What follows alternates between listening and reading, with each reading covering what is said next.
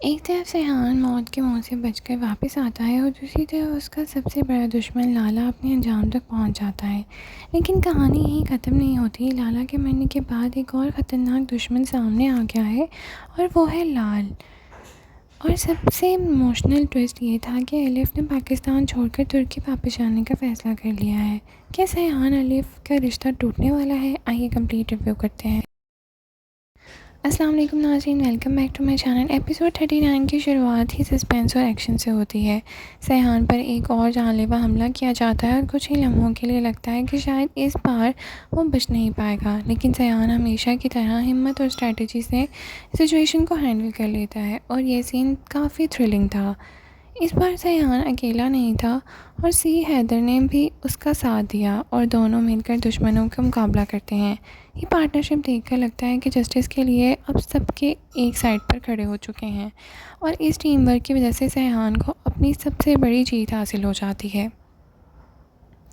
जिस मोमेंट का फैंस बहुत अरसे से इंतज़ार कर रहे थे वो आखिर आ ही गया। लाला का चैप्टर फाइनली क्लोज हो गया। सैहान ने उसकी साजिशों और जुर्मों का हिसाब चुका दिया। लाला की मौत ड्रामे का एक मेजर टर्निंग पॉइंट था, क्योंकि पूरी कहानी में वो सैहान के लिए सबसे बड़ा थ्रेट था।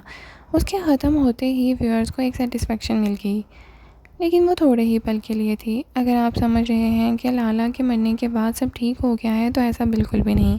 एपिसोड का सबसे डेंजरस ट्विस्ट लाली की एंट्री थी। अपने बेटे और शौहर की मौत के बाद लाली इंतहाई गुस्से में है। उसने खुलकर सैहान से बदला लेने का फ़ैसला कर लिया है और ऑनेस्टली उसका गुस्सा देखकर लगता है कि वो लाला से भी ज़्यादा डेंजरस है।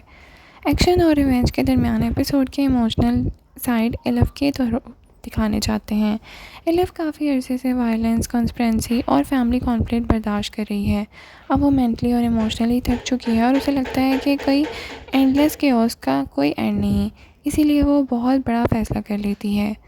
एलिफ क्वाइटली तुर्की वापस जाने की प्लानिंग शुरू कर देती है और ये सीन बहुत ही इमोशनल था, क्योंकि व्यूअर्स जानते हैं कि एलिफ ने सैहान के लिए कितनी कुर्बानियाँ दी हैं, लेकिन अब उसे लगता है कि अपनी पीस और सैनिटी बचाने के लिए उसे दूर जाना ही बेहतर रहेगा। अगर एलिफ सच में चली गई तो सैहान की ज़िंदगी बिल्कुल बदल सकती है।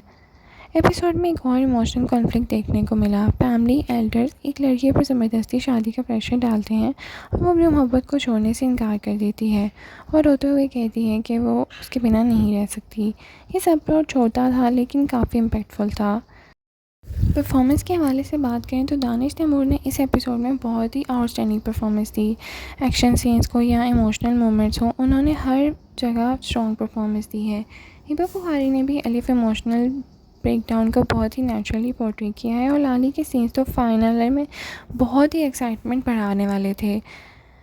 आगे हो सकता है कि लाली सैहान से बदला लेगी, क्या एलिफ आके तुर्की चली जाएगी और क्या सैहान और एलिफ की हैप्पी एंडिंग हो पाएगी, ये तो आने वाली एपिसोड ही बताएंगे। आप बताएं आपका क्या ख्याल है, क्या एलिफ को तुर्की वापस जाना चाहिए और क्या लाली सैहान के लिए नया नाइटमेयर बनेगी? कमेंट सेक्शन में अपनी राय का सहारा ज़रूर करें।